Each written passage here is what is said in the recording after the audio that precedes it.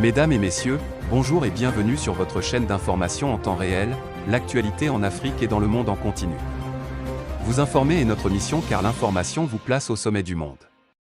Alors si vous êtes nouveau, abonnez-vous et cliquez aussi sur la petite cloche de notification pour ne plus rien manquer, cela étant fait c'est parti. Eh bien, chers auditeurs, aujourd'hui nous continuons une fois du côté de l'Afrique de l'Ouest pour vous parler de la mobilisation pour la lutte contre le terrorisme, priorité à la sécurité nationale. Le proverbe dit que quand la maison de ton voisin brûle, apporte de l'eau à la tienne. Dans le contexte sécuritaire régional où depuis quelques années en arrière, les terroristes sèment la terreur dans certains pays, notamment le Mali, le Bénin comme beaucoup d'autres pays, pour y instaurer la stabilisation, a mobilisé 390 de ses soldats dans la MINUSMA. Mais depuis peu, les djihadistes dans leur élan terroriste, ont inclus le Bénin dans leur champ de bataille. Alors, si solidarité il y avait avec le Mali, avec la nouvelle donne, aucune piste en vue de renforcer la sécurité intérieure ne saurait être négligée.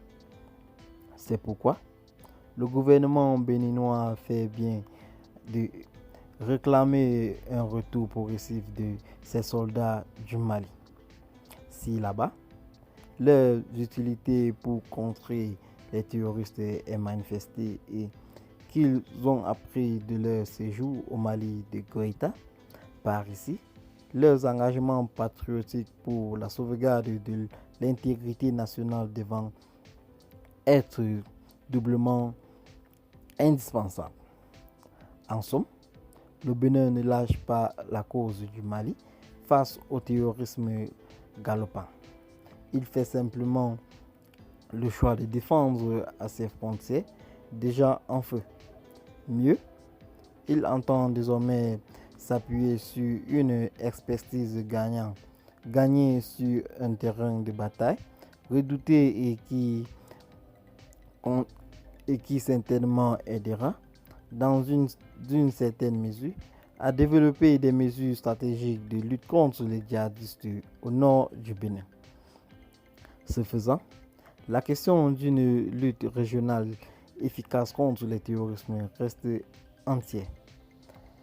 Car s'il est bon que chaque État donne priorité de la défense de son intégrité territoriale, il n'empêche que la victoire totale sur les djihadistes passera par une union sacrée des forces de défense marquée surtout par des échanges d'informations.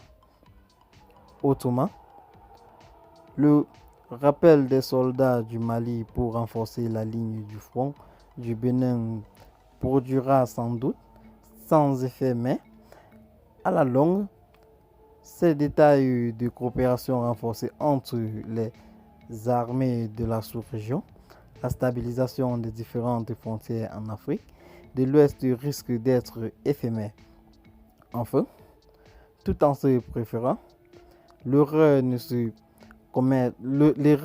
peut pas se commettre.